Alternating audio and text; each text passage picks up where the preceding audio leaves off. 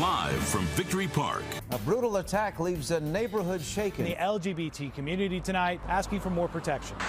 3 gay men who have been violently attacked. They were saying a lot of stuff like stupid fag. I was stabbed behind my neck here, cut here on the side of my eye. I was stabbed here behind my arm as well. I think that's probably more of a defensive wound from, putting my hands up. Stabbed on my side right here.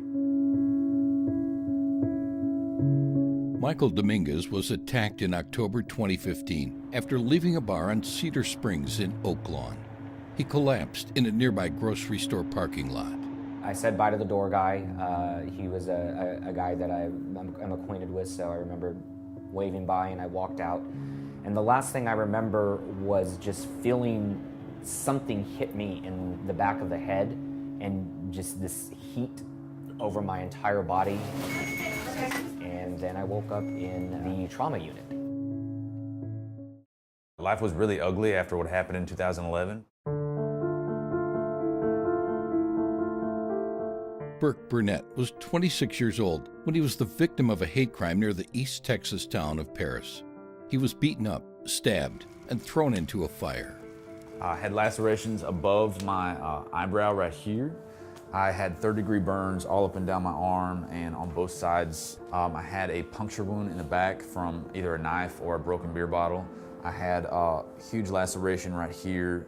I was lucky enough to get to see arrests made and convictions, and so I got to see justice done, and unfortunately I'm an anomaly in that regard. Not a lot of people that are attacked that way get to see the people that did it to them get arrested and go to jail.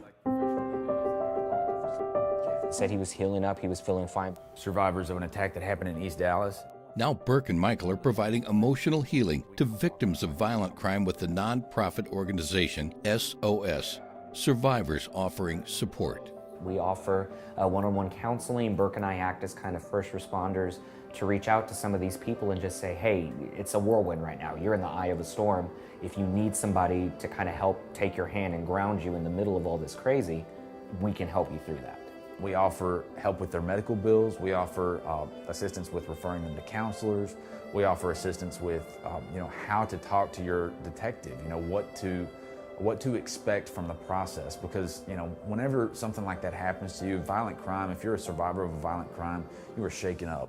It's about transgender bathrooms in your child's school. In the midst of divisive rhetoric, there is an alarming increase in hate crimes in Dallas. Dallas police and the LGBT task force are stepping up security in Oak Lawn after at least 15 reported attacks against gay men. We've got lights, we've got cameras, we've got support groups in place.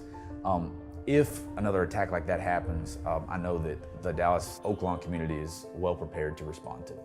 We're living at a time where there are tremendous strides in LGBTQ rights. The passing of marriage equality. States and cities are adopting equality laws for trans people protection, and that's fantastic. But I think that we're also at a point where it is completely okay to publicly vocalize a hatred for religion, a hatred for sexual orientation, a hatred for race by very, very prominent public figures, presidential candidates. 10, 15 years ago, a lot of people weren't super hopeful that we'd ever have marriage equality, and here we are.